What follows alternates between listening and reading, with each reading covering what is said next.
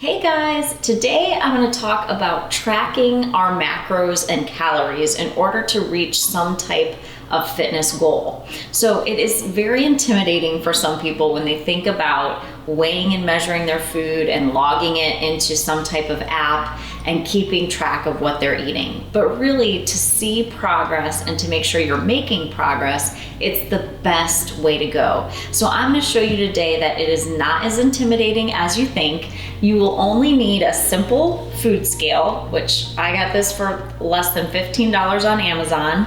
And then you'll need some type of tracking app, whether it's MyFitnessPal or the one I like is called CRONOMETER. And I'm gonna walk you through how to use those apps once you have your food weighed and measured so that you know you're doing your diet correctly.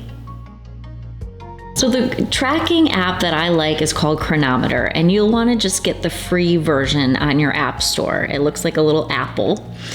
And when you open it, you will have to enter some personal information, your name, your height, your weight, and I think your age as well. And from there, it will come up with some macros for you. Those aren't necessarily ideal. The ones that I will give you are going to be what I want you to enter. So to enter those specific macros, you're going to go down to the bottom right where it says settings. And then because it's a free app, sometimes you are going to get some advertisements, but under settings, you're going to scroll down until you see macronutrient targets. All right, you're going to click on that. Then you want to, if you are doing a keto plan, you want to switch total carbs to net carbs without sugar alcohols. Okay, so net carbs, no sugar alcohols. That way it'll deduct the fiber and the sugar alcohols for you. If you're not doing a ketogenic diet plan, just a traditional diet plan, you want to make sure that is set to total carbs. Then where it says set macros using, you want to make it say set values or fixed values. So you'll switch it to fixed values, and then you'll have places to enter your total calories, proteins, total carbs, and fat. And these are the specific numbers that I will give you in your individualized plan. So once you enter all of those and have it on fixed values, you can click the little back arrow. And when you go to your diary, those values will be what you're striving for each and every day. So you'll see those at the top, and you can compare them to where you are based on what you've entered so far. So anytime you want to enter something into your food log, you're just going to press the plus at the bottom of the screen. Now, if the food has a barcode, so if it's in a package, you can press scan barcode, and then you just bring your camera next to the barcode, and you will be able to pick that up. For example, I have a Quest bar here. So you can see scanning the barcode, you just kind of bring it and it immediately pulls up Quest protein bar cookies and cream.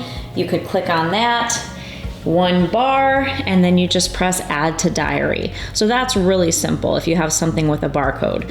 But most real whole foods are the most healthy options, and they're not going to have a barcode. So in that case, when you press the add, you're just going to go to the add food. All right, from there you start typing. So whether it's chicken breast, you could start typing chicken breast and it will say, skin removed, skin eaten. You could click on chicken breast skinless. And from there, you're going to weigh out your portion. And you can decide if you want to measure it in ounces, tablespoons, teaspoons, grams. It gives you all these different options. Ounces is generally the way to go with any type of animal protein source. So I'm going to stick to ounces. And I want to put in my specific amount. So that's where you'd have to weigh it on the scale. So say you weigh it and it weighs 4 ounces, you'd enter the 4, and then you'd press add to diary, and there your chicken breast is added. Same thing with vegetables, rice, potatoes. We're going to go through and walk you through all of these and show you how we weigh them out, but that will be how you enter. Now with vegetables, it's generally better to weigh them in grams. So you would type in, let's say broccoli. So broccoli cooked from frozen. So you got frozen broccoli. You want to use grams. So you click down here on the grams and you'd put in however many. Say it was 200 grams when you weighed it out. you would enter that. And the cool thing is if you look in the middle of your screen, you can immediately see how much protein, carbs, and fats and total calories are in that 200-gram portion of broccoli. So really cool there. You can add it to your diary, and then that shows up as well. Now, if you look at the top, you can see based on what we've input so far, where your total calories, proteins, carbs, and fats are, and how that compares to what they should be at the end of the day. So it's kind of like a puzzle, fitting different things in to see how you can get to those goals. Now, if you don't know, or if there's not the item that you're looking for in the database, when you go to add foods, you may want to make your own food. So for instance, some of our Vitality Grind smoothies, okay, they're not going to be in Chronometer, but you can go to My Food and you can input them by creating a food. So you would name it up here, Vitality Grind, and then we'll do the muscle gain. That's one of our best-selling smoothies. We're gonna do one, and we'll do a 16 ounce, which is our small serving. So we got to put our weight in there, and that will be 16 ounces. All right, then we can get our information, which we have available at the Grind, and that is total energy is 422 calories. Fat is going to be 14 grams. Protein is 31 grams, and carbs is 43 grams. So you could also put all the vitamin information. I don't have all of that. But I do have just the proteins, carbs, and fat and overall energy. Once you have all the information entered, you're going to hit the top right-hand arrow, and it will now pull up the macros and calories for that specific smoothie. And now you have it, you can press save, and you have it saved under your food. So any specialty foods that you don't find in the Chronometer database, you can enter yourself there. And as soon as you start typing them, so say I'm gonna add that for my food log today, I would start typing Vitality Grind, and it's gonna come up, Vitality Grind Muscle Gain, and it's gonna add that to the diary for the day. All right, so now let's look at some actual food. We're gonna make a dinner plate to show you how we can weigh it all out and put it into Chronometer. So we're gonna turn our scale on.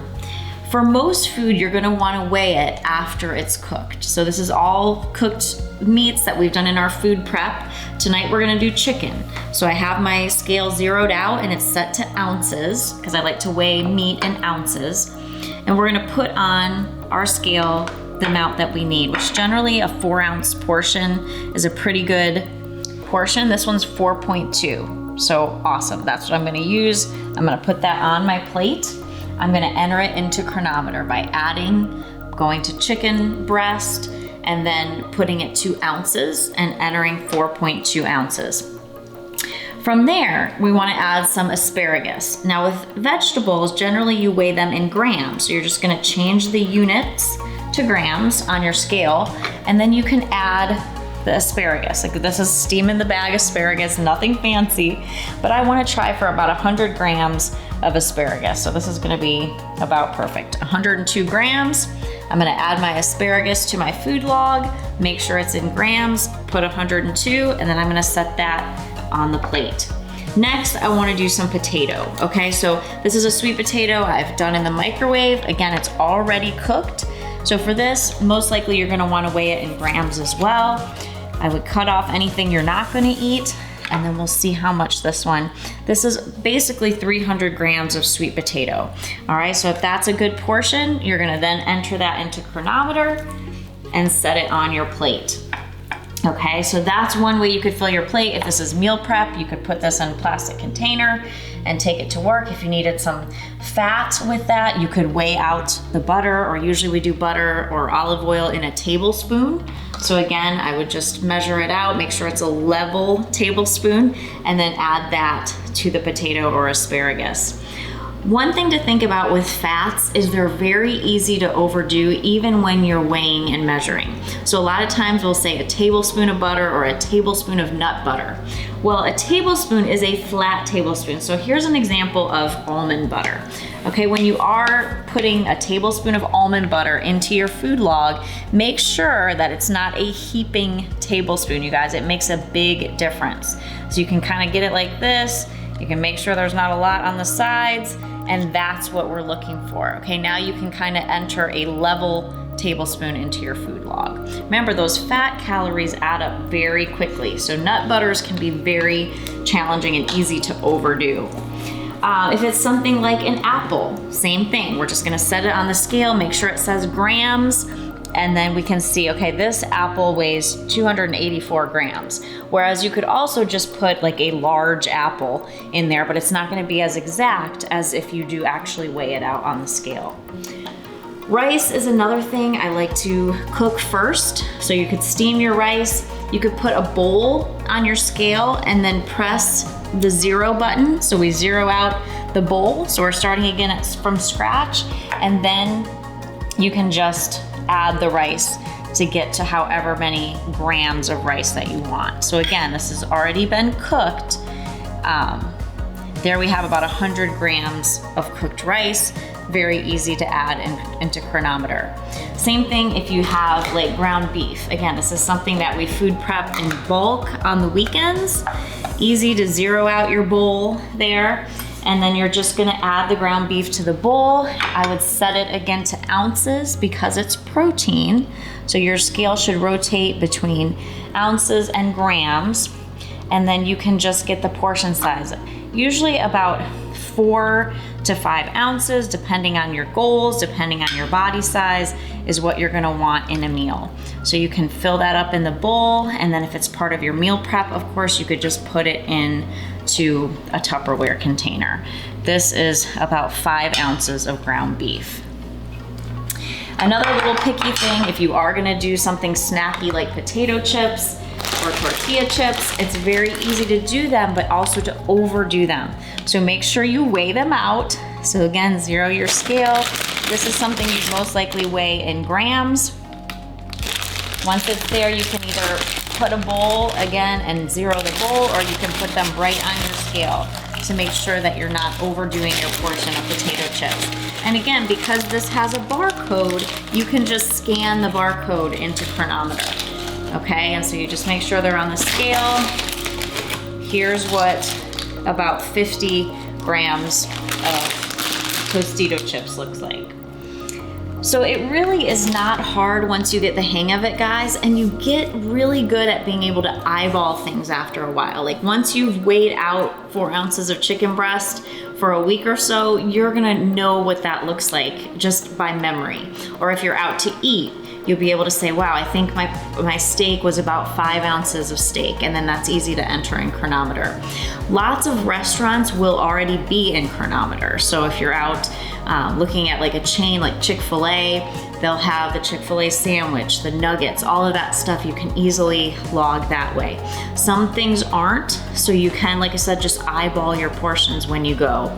But it really does set you up for success if you can get in the habit of weighing out your foods and entering them into the app and trying to hit those targets as closely as possible. It's really hard to be spot on with all 4 of those values, but just trying to get close without going over will really set you up for success.